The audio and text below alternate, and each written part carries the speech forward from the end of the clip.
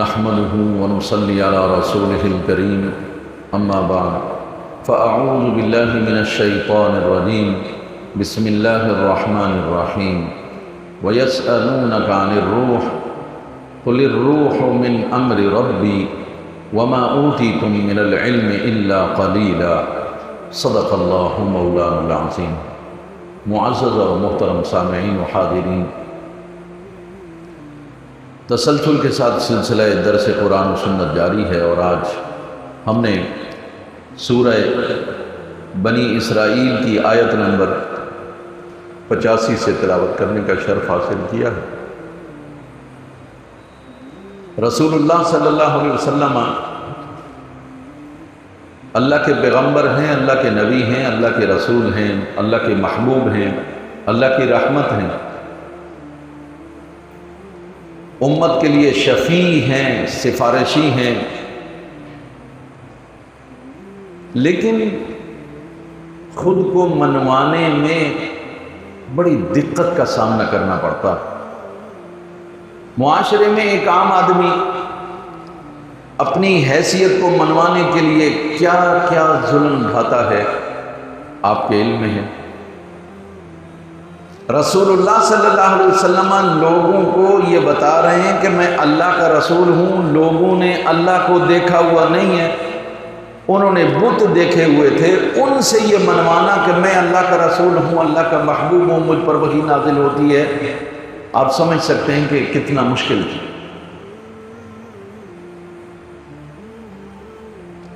جب سوالات تو آپ سے بہت کیے گئے، لیکن اس آیہ کریمہ کے شان نزول میں مختلف روایات ہیں۔ بعض کے مطابق مکے میں مشرکین نے یہود مدینہ سے پوچھا، یار یہ محمد کہتے ہیں کہ میں اللہ کا رسول ہوں، بتاؤ ان سے ہم کیا سوال کریں تاکہ ان کو آزمائیں۔ تو انہوں نے ان سے کہا کہ تم 3 باتیں پوچھو۔ ایک روح کے بارے میں پوچھو کہ روح کیا چیز ہے، ذوالقرنین کے بارے میں پوچھو کہ وہ کیا ہے، پیغمبر ہے یا کوئی عام آدمی، اور اصحاب کہف کے بارے میں سوال کرو کہ کون تھے، کتنے تھے، کہاں ہیں، یہ سوال کرو۔ تو ذوالقرنین اور اصحاب کہف کا ذکر تو سورہ کہف میں آئے گا آگے 16ویں پارے میں۔ یہاں اس سوال کا ایک حصہ موجود ہے، وہ ہے روح کے بارے میں۔ یہ روح کیا چیز ہے؟ یہ ہمیشہ سے ہی انسان کے لیے ایک معمہ رہا ہے، ایک پزل رہا ہے، نہ سمجھنے کا نہ سمجھانے کا۔ ہر فلسفی نے اپنی مشغافیاں اس پر کی ہیں، اپنی رائے دی ہے، لیکن یہ ایسا مسئلہ ہے روح کا کہ یہ دن بدن الجھتا ہی گیا، یہ سہل نہیں ہوا۔ ہر فلسفی، ہر دانشور اپنی رائے دے کر کے کوشش کرتا تھا کہ روح کو سمجھا پاؤں، لیکن وہ نہ سمجھ پاتا تھا نہ سمجھا پاتا۔ یہی سوال انہوں نے کر دیا رسول اللہ صلی اللہ علیہ وسلم سے، روح کیا ہے؟ تو رب کریم جل وعلا نے مختصر سا جواب دے دیا، اور وہ مسئلہ جو مدت مدید سے لا ینحل تھا، انسالو تھا، اسے اللہ تعالیٰ نے سالو کر دیا۔ اور جواب سنیے، رب کریم کہہ رہا ہے وَيَسْأَلُونَكَ عَنِ الرُّوحِ، اے محبوب وہ آپ سے روح کے بارے میں پوچھتے ہیں کہ یہ کیا ہے۔ قل، آپ فرما دیجئے، الروح من امر ربی، روح میرے رب کا امر ہے، حکم ہے، بس۔ وَمَا أُوتِيتُم مِّنَ الْعِلْمِ إِلَّا قَلِيلًا، اور تمہیں تو بس مختصر سا تھوڑا سا علم اس حوالے سے دیا گیا ہے، زیادہ نہیں۔ کیوں؟ اس لیے کہ ابھی تک عقل انسانی اس روح کے مدار میں پہنچی نہیں ہے کہ روح کو جان سکے وہ کیا ہے، اس کی ماہیت اور حقیقت کو نہیں جان سکے۔ عقل انسانی صرف جسے دیکھتی ہے اس کے بارے میں کوئی رائے قائم کرتی۔ جدید ٹیکنالوجی یا سائنس کسی غائب جو چیز ہے ہی نہیں، نظر نہیں آتی، اس پر بات نہیں کرتی۔ سب سے پہلے وہ دیکھتی ہے یہ ویزیبل ہے یا نہیں ہے، نظر آتی ہے یا نہیں آتی، اس کا مشاہدہ ممکن ہے یا نہیں۔ اگر مشاہدہ ہو سکے گا تو وہ اپنی رائے قائم کریں گے، اگر مشاہدہ نہیں ہو سکے گا وہ کہتے ہیں کوئی چیز نظر ہی نہیں آتی، ہم کیا کریں۔ یہ سائنس کہتی نہیں نظر آتی۔ اور یہ روح یہ اللہ کا نور ہے، اللہ کا حکم ہے، اس لیے یہ نظر نہیں آتا۔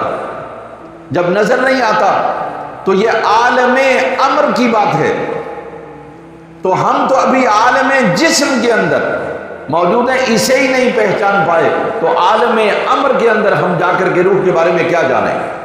لہذا یہ بات طے ہے، ہمارا ایمان ہے کہ قرآن نے ہمیں بتا دیا ہے اس کا جواب، ارے روح کیا ہے، میرے رب کا حکم ہے، بس اس کے علاوہ اس کا کوئی جواب نہیں۔ منہ بند کر دیا اور کہا تمہیں اس کا تھوڑا سا علم دیا گیا ہے۔ اب سائنس اپنا پورا زور لگا رہی ہے کہ ہمیں معلوم ہو جائے کہ انسان جب مرتا ہے، جب زندہ آتا ہے تو اس کے اندر روح کیسے ہوتی ہے، کیسے نکلتی ہے، وغیرہ وغیرہ کوشش کر رہی ہے، لیکن ابھی تک روح کے بارے میں جان نہیں سکی۔ لیکن ہمیں یہاں پر ایک سوال ہے درپیش، اور یہ جاننا ضروری ہے، اور وہ سوال کیا ہے؟ بھئی ٹھیک ہے، اللہ کہہ رہا ہے کہ روح میرے رب کا حکم ہے، جی ہاں ہمارا عقیدہ ہے، یہ ہمارا ایمان ہے، اور یہ بھی کہ وَمَا أُوتِيتُم مِّنَ الْعِلْمِ إِلَّا قَلِيلًا، کہ تمہیں اس کا مختصر سا تھوڑا سا علم دیا گیا ہے۔ تو اس کا مطلب یہ ہے کہ تھوڑا سا علم کائنات کہ رب نے انسانوں کو اس کے بارے میں تھوڑا سا علم دیا ہے۔ اس کائنات میں اللہ کے محبوب بھی ہیں، رسول اللہ صلی اللہ علیہ وسلم بھی ہیں، تو سوال یہ ہے کہ کیا آپ صلی اللہ علیہ وسلم روح کے بارے میں جانتے تھے؟ بات تو ہے، یہ سوال تو بنتا۔ کائنات میں میرے رسول صلی اللہ علیہ وسلم بھی موجود ہیں، اور اس حیثیت سے موجود ہیں کہ آپ وجہ وجود کائنات ہیں، سبب تخلیق آدم ہیں، لیکن کیا روح کی حقیقت کے بارے میں آپ جانتے ہیں؟ تو میں اپنی طرف سے کوئی بات نہیں کہتا، لیکن آپ کو میں لے چلتا ہوں مفسرین کی بارگاہ میں۔ امام فخر الدین رازی رحمۃ اللہ تعالی علیہ تفسیر کبیر، امام محمود آلوسی رحمۃ اللہ تعالی علیہ تفسیر روح البیان، یہ ان کے تابع، ان دونوں نے یہ فیصلہ کیا کہ رسول اللہ صلی اللہ علیہ وسلم کا جو مقام اور جو منصب ہے اس کے بارے میں یہ تصور کرنا کہ وہ روح کے بارے میں نہیں جانتے، یہ آپ کے عظمتوں کے خلاف ہے۔ کیوں؟ آپ ہی کے لیے تو اللہ تبارک و تعالیٰ کہہ رہا ہے الرحمن علم القرآن، کہ رحمان وہ اتنا مہربان ہے، اس نے اپنے بندے کو قرآن خود پڑھایا ہے۔ پڑھانے والا اللہ، پڑھنے والا رسول اللہ صلی اللہ علیہ وسلم۔ علم القرآن، قرآن پڑھایا ہے، اور قرآن ہی نے ہمیں یہ بتایا ہوا علمک ما لم تکن تعلم، اے محبوب اللہ نے آپ کو وہ سب سکھا دیا ہے جو آپ نہیں جانتے تھے۔ سکھانے والا اللہ ہے، وہ کہہ رہے ہیں میں نے سب سکھا دیا۔ جب آپ اللہ کی ذات گرامی جو ان لمیٹڈ ہے، کوئی باؤنڈری نہیں، کوئی ایریا نہیں، آپ تصور نہیں کر سکتے، وَلَا يُحِيطُونَ بِشَيْءٍ مِّنْ عِلْمٍ، اس کا اپنا علم ایسا ہے کہ جو ساری کائنات کو احاطہ کیے ہوئے ہے، کوئی چیز اس کے دائرے سے باہر نہیں ہے، اس کے قبضے اور اس کے اختیار سے باہر نہیں۔ وہ کہہ رہے ہیں کہ میں نے محبوب کو سب سکھا دیا۔ جس کو رب سب کہے، آپ اس کا اندازہ کیا کر سکتے ہیں؟ اس کا مطلب ہے کہ وہ سب جو ہے اس کے اندر روح کا علم بھی شامل ہے۔ کہ اللہ نے آپ کو روح کا علم عطا فرمایا، اور پھر وَعَلَّمَكَ مَا لَمْ تَكُنْ تَعْلَمْ، اور محبوب کو سکھایا کہ میرے حبیب میں سکھاتا جاؤں گا، تو پھر بھی مجھ سے یہی کہتے رہنا رب زدنی علما، رب زدنی علما، اے اللہ میرے علم میں اور اضافہ فرما، میرے علم میں اور اضافہ فرما۔ اور پھر میرے رسول صلی اللہ علیہ وسلم اس سے ہٹ کر یہ دعا فرمایا کرو، اللہم ارنا الاشیاء کما ہی، اے اللہ مجھے اشیاء کی حقیقت سے بھی واقفیت عطا فرما۔ جس پیغمبر کے لیے اللہ کہے کہ وَعَلَّمَكَ مَا لَمْ تَكُنْ تَعْلَمْ، جن کا مقام یہ ہو کہ وہ ہر وقت رب زدنی علما کی دعا کرتے ہوں، جن کا مرتبہ یہ ہو کہ وہ اللہ سے دعائیں کرتے ہوں اللہ ان اشیاء کا علم دیا ہے، ان کی حقیقت بھی بتا دے۔ آپ سمجھ سکتے ہیں کہ وہ رسول روح کے بارے میں نہیں جانتے تھے۔ اس پر علامہ ثناء اللہ پانی پتی رحمۃ اللہ تعالی علیہ تفسیر مظہری میں انہوں نے لکھا کہ رسول اللہ صلی اللہ علیہ وسلم صرف خود نہیں بلکہ آپ کے جو وابستگان ہیں صحابہ کرام، وہ بھی روح کی حقیقت سے واقف ہیں، وہ اس کی دلیل دیتے ہیں، اور دلیل اس کی حدیث میں موجود ہے۔ مصیبت یہ ہے ان کی ظاہری آنکھوں کے ساتھ دل کی آنکھیں بھی ان کی کھلی ہوئی تھی، ان کی دل کی کلیاں کھڑکیاں بھی کھلی ہوئی تھی، ان کے کان ظاہری بھی کھلے تھے، روحانی کان بھی کھلے ہوئے تھے۔ وہ باتیں جو ہم نہیں دیکھ پاتے ان کی آنکھیں دیکھ لیتی تھی، وہ کان جو ہمارے کان نہیں سن سکتے ان کے کان سن سکتے ہیں، اور جو ہمارے دل جان نہیں سکتے ان کے دل جان لیتے تھے۔ کیوں؟ رسول اللہ صلی اللہ علیہ وسلم کی حدیث مبارکہ اس کو بطور دلیل علامہ پانی پتی رحمۃ اللہ تعالی علیہ بیان کرتے ہیں، اور فرماتے ہیں کہ رسول اللہ صلی اللہ علیہ وسلم نے فرمایا کہ اللہ فرماتا ہے حدیث قدسی یتقرب الی عبدی بالنوافل حتی احببتہ فاذا احببتہ لکنت سمعہ الذی یسمع بہ وبصرہ الذی یبصر بہ۔ اللہ کے رسول فرماتے ہیں کہ اللہ تعالیٰ کہتا ہے بندہ نوافل کے ذریعے سے میرا قرب حاصل کر لیتا ہے، میرے قریب ہو جاتا ہے، پھر میں اس سے پیار کرنے لگتا ہوں، اور جس سے میں پیار کرنے لگتا ہوں میں پھر اس کے کان بن جاتا ہوں جس سے وہ سنتا ہے، میں اس کی آنکھیں بن جاتا ہوں جس سے وہ دیکھتا ہے، اور آگے حدیث ہے کہ میں اس کے ہاتھ بن جاتا ہوں جس سے وہ پکڑتا ہے، میں اس کے پاؤں بن جاتا ہوں جس سے وہ چلتا ہے۔ اندازہ کیجئے علامہ ثناء اللہ پانی پتی رحمۃ اللہ علیہ اس حدیث قدسی کو بطور دلیل پیش کرتے ہیں کہ اللہ کے رسول اور آپ کے صحابہ ان کے پاس وہ آنکھیں ہیں جو ہمارے پاس نہیں، ان کے پاس وہ دل ہے جو ہمارے پاس نہیں، ان کے پاس وہ کان ہیں جو ہمارے پاس نہیں، لہذا اللہ کے رسول بھی اور آپ صلی اللہ علیہ وسلم کے صحابہ بھی روح کی حقیقت سے واقف ہیں، کیونکہ وہ ان آنکھوں سے دیکھتے ہیں جو ہم نہیں دیکھ سکتے، وہ ان کانوں سے سنتے ہیں جو ہمارے کان نہیں سن سکتے۔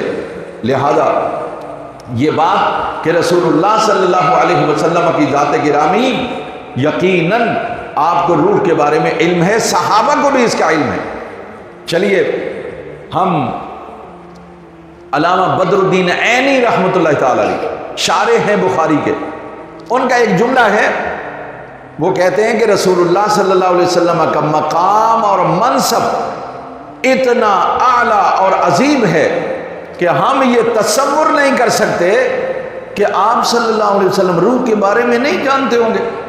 وہ کہتے ہیں جی یہ جملہ کہنا آپ صلی اللہ علیہ وسلم کے مقام اور مرتبے اور عظمت اور رفعت اور بلندی کے خلاف ہے، لہذا ہمارا یہ عقیدہ ہے کہ رسول اللہ صلی اللہ علیہ وسلم روح کی حقیقت سے واقف ہیں اور ماہیت کو جانتے ہیں۔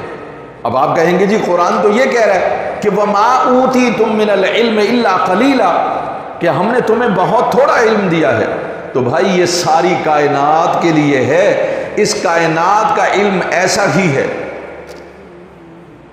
دو صحابی تھے، سمندر میں کسی وجہ سے گئے تو وہاں ایک چڑی آئی ان کے سامنے اور یوں اس نے چونچ ماری پانی پر، چونچ ماری پانی پر، اور ایک دفعہ ہماری 2 مرتبہ پانی پینا ہوگا، اور چلی گئی۔ وہ جو صحابی وہاں پر موجود تھے اس نے دوسرے سے کہا دیکھو اللہ کے علم کو ہم کوئی اس کی تمثیل بیان نہیں کر سکتے، کسی چیز سے اس کو مشابہت نہیں دی جا سکتی، لیکن ہمارا علم اللہ کے مقابلے میں ایسا ہی ہے جیسا کہ یہ چڑیا نے یوں چونچ ماری سمندر میں، تو آپ سمجھتے ہیں کہ کوئی کمی ہوئی ہوگی؟ یہ بھی صرف سمجھانے کے لیے ہے، ورنہ ہم خدا کے علم کے ساتھ کسی چیز کو مشابہت نہیں دے سکتے۔ لیکن جب اللہ یہ کہے کہ وَعَلَّمَكَ مَا لَمْ تَكُنْ تَعْلَمْ، کہ اے محبوب آپ کو ہم نے سارا علم دے دیا ہے، تو وہ کتنا ہوگا جب ہم دینے والے کو نہیں جانتے کہ وہ کتنا ہے، کہاں ہے، تو اس کا دیا ہوا عطا کیا ہوا علم کیسے ناپ سکتے؟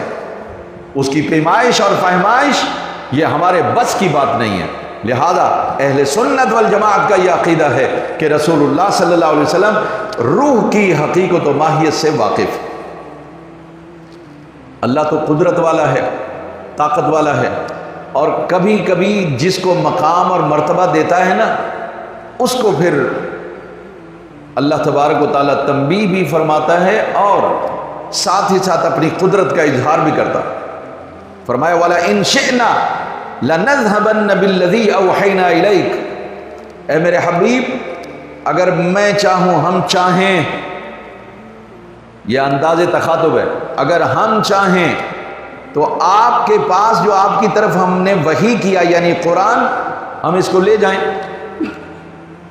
اللہ کہہ رہا ہے اگر میں چاہوں، ہم چاہیں تو یہ جو قرآن آپ کو دیا ہے، آپ کی طرف وحی کی ہے، یہ ہم سلب کر سکتے ہیں، یہ ہم لے سکتے ہیں، یہ ہم واپس لے سکتے ہیں۔ فرمایا اگر ہم ایسا کر لیں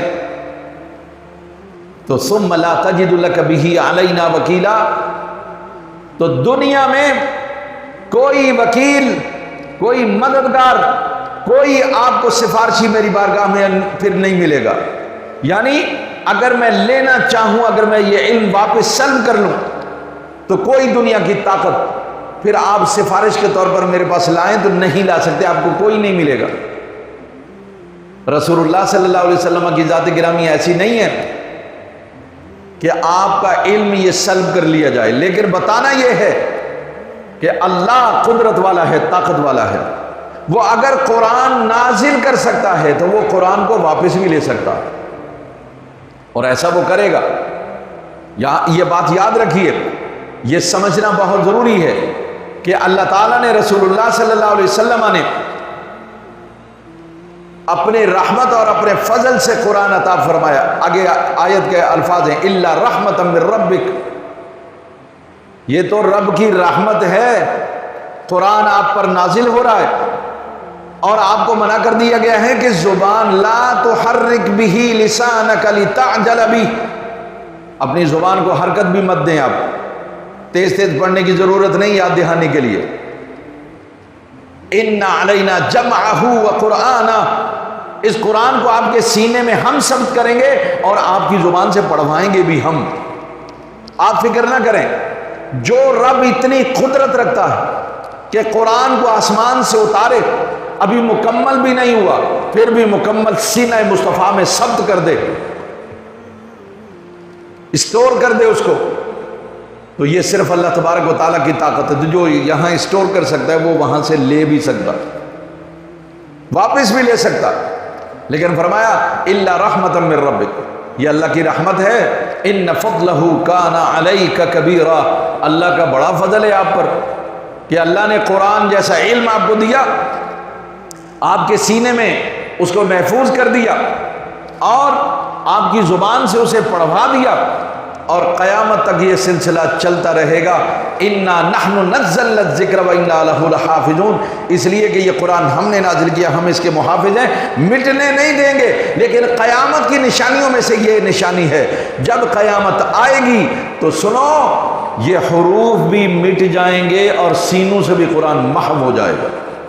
جی ہاں، اس سے پہلے کہ قیامت آ جائے قرآن کے یہ صحیفے یہ خالی صفحے بن جائیں اور قرآن اللہ کے پاس چلا جائے اور سینے بھی خالی ہو جائیں، سینوں سے محو ہو جائے، مٹ جائے، ڈیلیٹ ہو جائے قرآن، اس سے پہلے قرآن کی تلاوت کر لو، قرآن کی برکتیں حاصل کر لو، قرآن پڑھ لو۔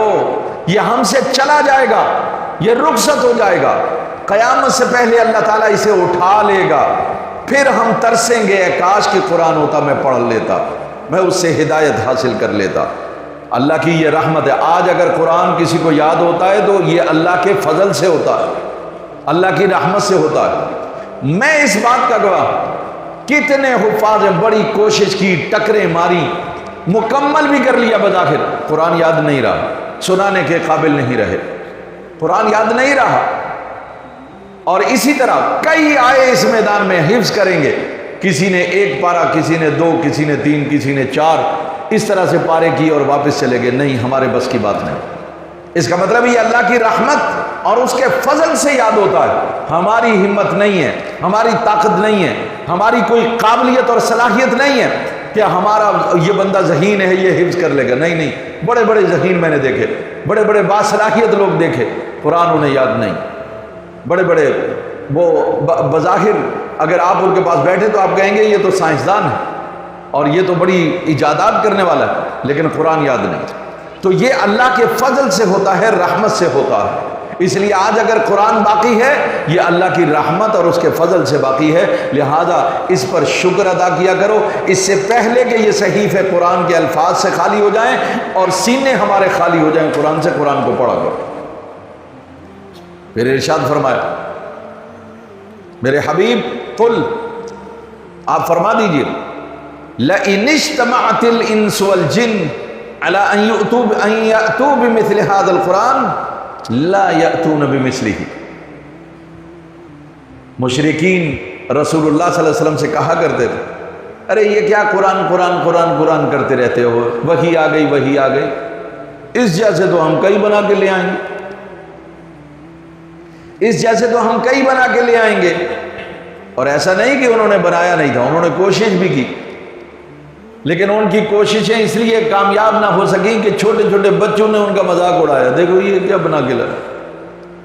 وہ قرآن سناتے تھے تو قرآن تو سابقہ قوموں کی خبریں دیتا تھا، تاریخ بتاتا تھا اور مستقبل کی پیشن گوئیاں کرتا تھا، پریڈکشنز بتاتا تھا، احوال بتاتا تھا۔ تو وہ جو بنا کے لاتے تھے وہ کہتے تھے بھئی الفیل ملفیل وما ادرک ملفیل ذنبہ کثیر، اور وہ یہ کہتے تھے کہ یہ ہاتھی، تم کیا جانو ہاتھی کیا ہوتا ہے، اس کی دم چھوٹی ہوتی ہے، اس کی سونڈ بڑی ہوتی ہے، تو بچے ان کا مذاق اڑاتے تھے، بولے یہ تم نے کیا صورت بنائی ہے بھائی، ہاتھی کے بارے میں کسی کو کیا معلوم نہیں ہے، ذرا قرآن کی طرح بتاؤ نا کہ ہم نے ابرا کے ہاتھیوں کا بھرکس نکال دیا، ہم نے ان کو مار دیا اور ہم نے کعبہ کی حفاظت کی، یہ بات بتاؤ نا، ایسی کوئی لے کے آؤ۔ تو وہ ان کے بس کی بات نہیں تھی۔ تو فرمایا کہ قل لئن اجتمعت الانس والجن على ان ياتوا بمثل هذا القران لا ياتون بمثله، میرے حبیب ان کو بتا دو جن و انس سارے جمع ہو جائیں، اکٹھے ہو جائیں اور وہ چاہیں کہ قرآن جیسی کوئی کتاب لے کے آئیں، اس کی مثل کوئی وحی لے کے آ جائے، لا یاتون بمثله، وہ کبھی بھی اس طرح کی کتاب نہیں لا سکتے۔ ولو کان بعضهم لبعض ظہیرا، اگرچہ وہ سب ایک دوسرے کے مددگار بن جائیں، سب اکٹھے ہو جائیں۔ یہاں دنیا میں اگر کوئی ہم سے مشکل کام نہیں ہوتا، ہم کہتے ہیں لوگوں کو بلاؤ بھیا اکٹھا کرو، ہم یہ کام کر لیں گے، لیکن فرمایا یہ سارے جن و انس یہ جمع ہو جائیں اربوں کی تعداد میں، مگر اس کے باوجود یہ قرآن جیسی کتاب نہیں لا سکتے۔ قرآن ایسی بے مثل کتاب ہے۔ ان ھذا القرآن یہدی للتی ہی اقوم، یہ قرآن وہ ہے جو ہدایت دیتا ہے قوموں کو۔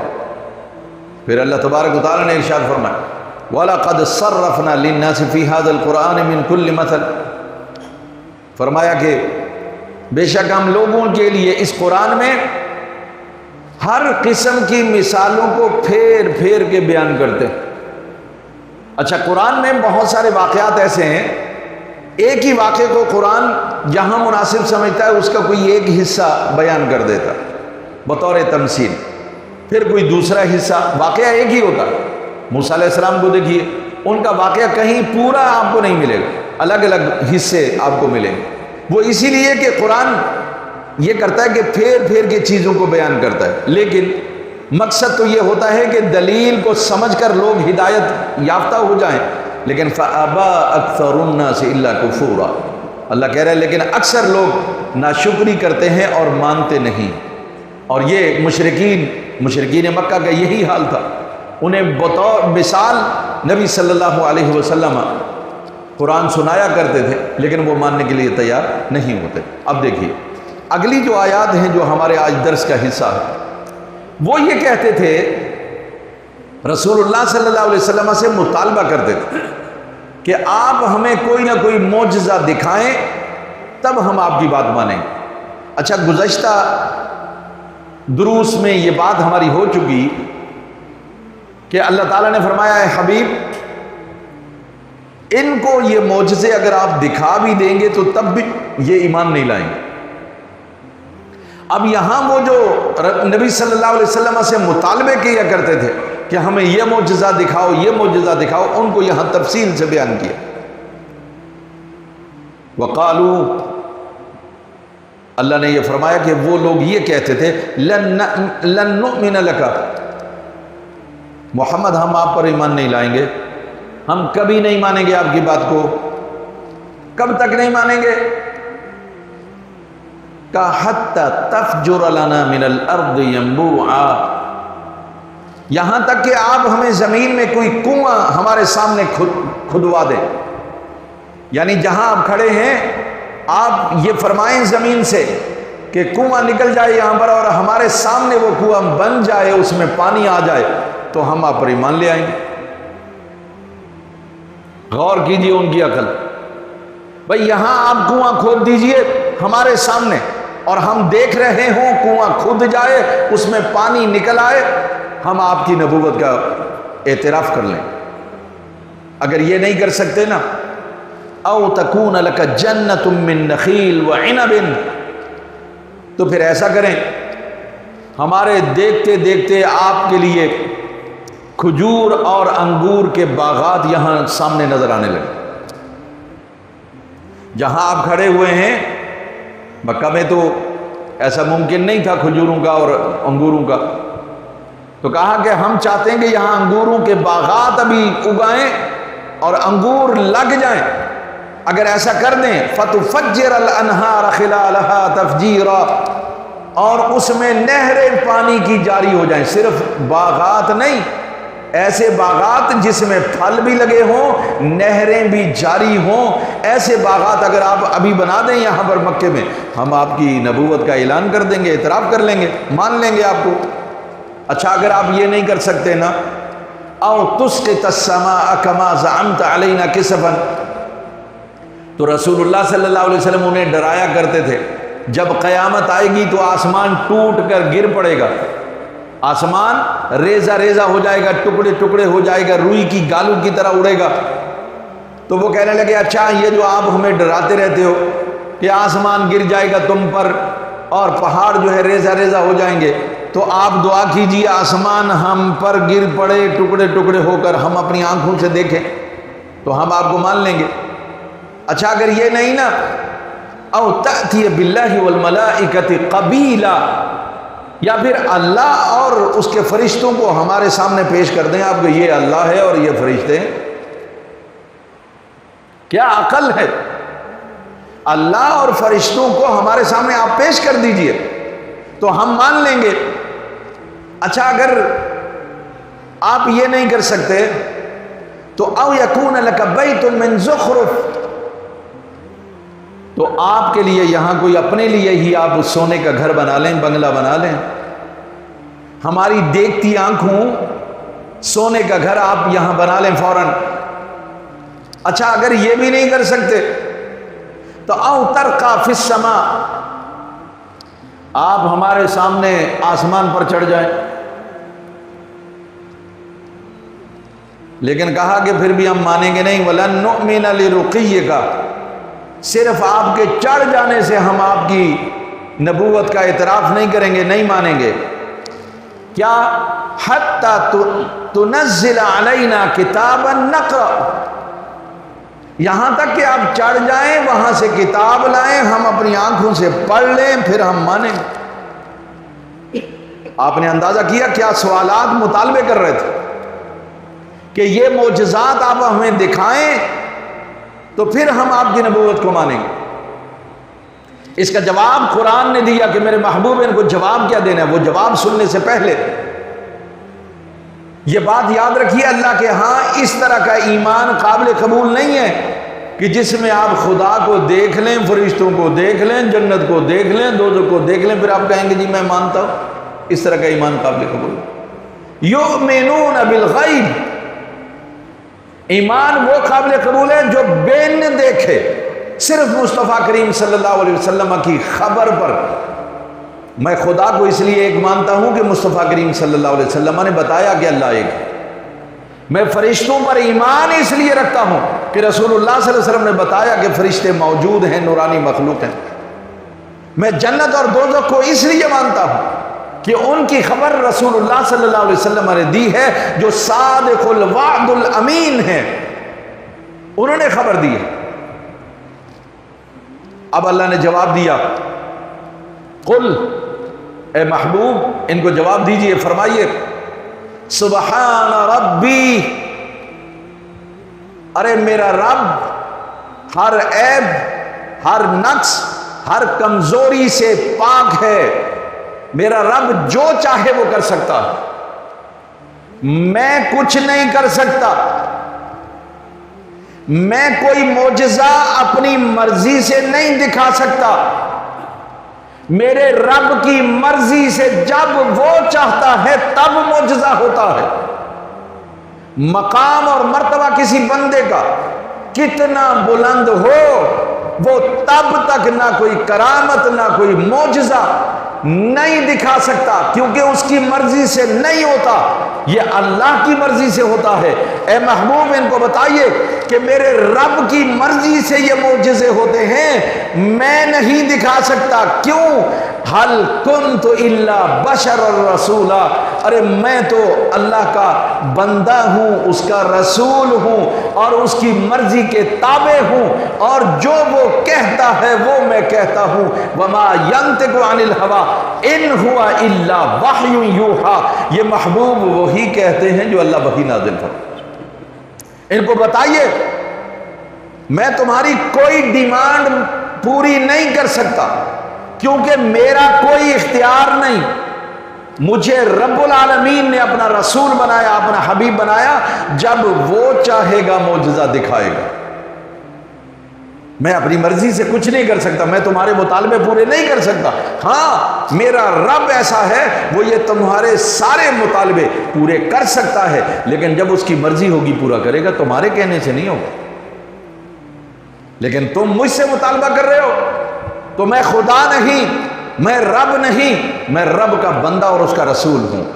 اس لیے تم مجھ سے تعلق قائم کرو تاکہ میرے ساتھ چل کر میں تمہیں بھٹکی ہوئی گمراہیوں کی راہوں سے نکال کر میں تمہیں ہدایت کی راستے پر لے آؤں۔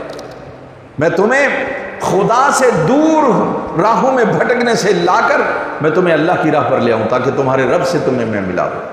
میں چاہتا ہوں کہ تمہارا جو تمہارے رب سے ٹوٹا ہوا رشتہ ہے میں اسے جوڑ دوں، اس لیے تم میری اتباع کرو، میری پیروی کرو، میرے پیچھے پیچھے چلو۔ تو یہ بات اہل سنت کا یہ عقیدہ ہے، کوئی ولی، کوئی پیغمبر اپنی مرضی سے کوئی کرامت یا معجزہ نہیں دکھا سکتا، کیونکہ یہ معجزہ اللہ کی طرف سے ہے، کرامت اللہ کی طرف سے۔ وہ کیوں کرتا ہے؟ وہ جسے عزت دینا چاہتا ہے اس سے اس طرح کے خلاف عادت کام جاری کر دیتا ہے جس سے اس بندے کی عزت بڑھ جاتی ہے۔ تو یہ رب کی مرضی سے ہوتا ہے۔ کیوں؟ وَتُعِزُّ مَن تَشَاءُ وَتُذِلُّ مَن تَشَاءُ، جسے چاہتا ہے عزت دیتا ہے، جسے چاہتا ہے ذلت دیتا ہے۔ کسی کے بندے کے اپنے اختیار میں نہیں ہے کہ وہ معزز بن جائے، وہ جسے چاہتا ہے اسے معزز بنا دیتا ہے۔ وَلِلَّهِ الْعِزَّةُ وَلِرَسُولِهِ وَلِلْمُؤْمِنِينَ، عزت اللہ کے لیے، رسول کے لیے اور مومنوں کے لیے ہے۔ مومن بن جاؤ، عزت والے بن جاؤ گے۔ اللہ سے دعا ہے رب العالمین اپنے پیارے حبیب صلی اللہ علیہ وسلم کی سچی اور پکی محبت عطا فرمائے، آپ کی سیرت طیبہ پر عمل کرنے کی توفیق عطا فرمائے۔ وما علینا الحمد للہ رب العالمین والصلاة والسلام علی سید الانبیاء والمرسلین وعلی آلہ واصحابہ اجمعین۔ رب زدنا علما نافعا وعملا مقبولا ولسانا ذاکرا وقلبا منورا وایمانا مستقیما ودعاء مستجابا۔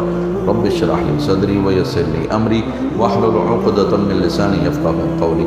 اللهم اجعل من الذین یستمعون القول فیتبعون احسنہ۔ یا رب العالمین بیماروں کو شفا کاملہ عاجل عطا فرما، بالخصوص ہمارے بابا ولی خان صاحب اور بھائی رضا بھائی کو اللہ پاک صحت و عافیت عطا فرما، ساجد بھائی کو صحت و عافیت عطا فرما، اور بھی جو دوست احباب بچے بزرگ بیمار ہیں سب کو شفا کاملہ عاجل عطا فرما برحمتک یا ارحم الراحمین۔